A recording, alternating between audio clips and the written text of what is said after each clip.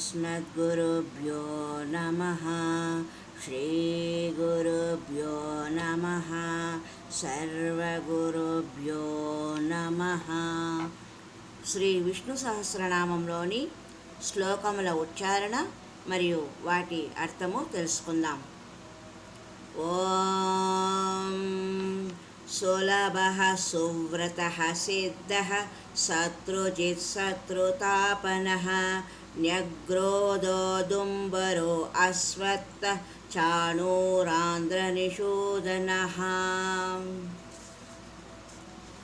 సహస్రార్చిప్త సప్తజిహ్వా సప్తైదాశప్తవాహనః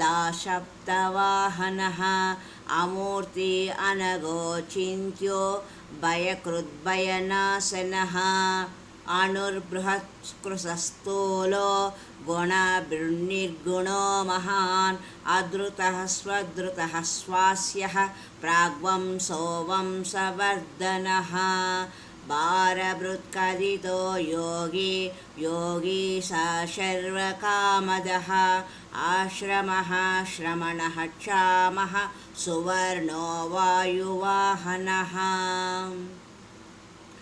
ధనుర్ధరో ధనుర్వేదో దండో దమయితా దమః అపరాజిత సర్వసహో నియంతా నియమో M. దివ్య దృష్టితో చూస్తే ప్రపంచమంతా పరమాత్మ స్వరూపంలా కనిపిస్తుంది. జడచేతన భేదం నశిస్తుంది. మర్రి చెట్టులో మహేశ్వరుడు, అత్తి చెట్టులో ఆదిదేవుడు, రావి చెట్టుతో రామచంద్రుడు కనిపిస్తాడు. ఈ దృష్టి మనకు లభించేందుకే న్యగ్రోధం అంటే మర్రి చెట్టు, ఉదుంబరం అత్తి చెట్టు, అశ్వత్థం రావి అనే మాటలు మన నోట పలకాలి.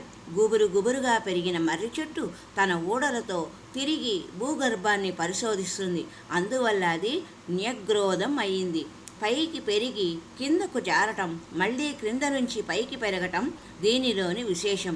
అలాగే ఉదుంబరం అశ్వత్థం కూడా ఆ చెట్లలోని రహస్యాలను వివరించే విశిష్ట నామాలు. ఆకాశంలోని ఆ లోకాన్ని అవలోకించి పులకరించే అత్తి చెట్టు, ఆకుల గలగలలో కమ్మని కలలు కనే రావి చెట్టు భావించగల ప్రతి ప్రాణికి పరిపరి భావాలను స్ఫురింపజేయగలవు. సాత్విక భావంతో, నిర్మలమైన మనస్సుతో, శుద్ధమైన వాక్కుతో త్రికరణ శుద్ధిగా సహస్రనామ సంస్మరణ చేస్తే క్రమంగా ఇలాంటి దృష్టి లభిస్తుంది. సహస్రనామ సంకీర్తనం చేసిన తర్వాత భీష్ముడు ధర్మరాజుకు ఒక ధ్యాన శ్లోకం చెప్పారు. దానిలో శివకేశ నామరూపాలు చక్కగా గోచరిస్తాయి. సహస్రనామాయ నమః శివాయ సహస్రరూపాయ జనార్దనాయ.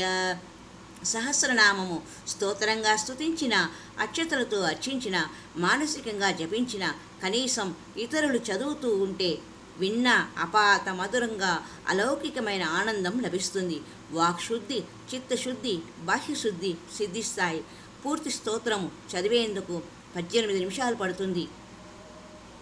ఆ సమయజ్ఞుని స్మరించేందుకు వినియోగించడమే ఒక యజ్ఞం.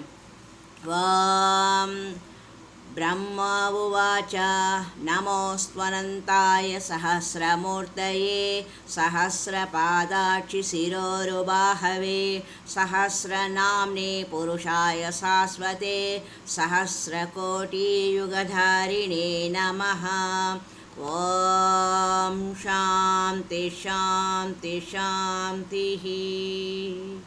హరి ఓం తత్సత్.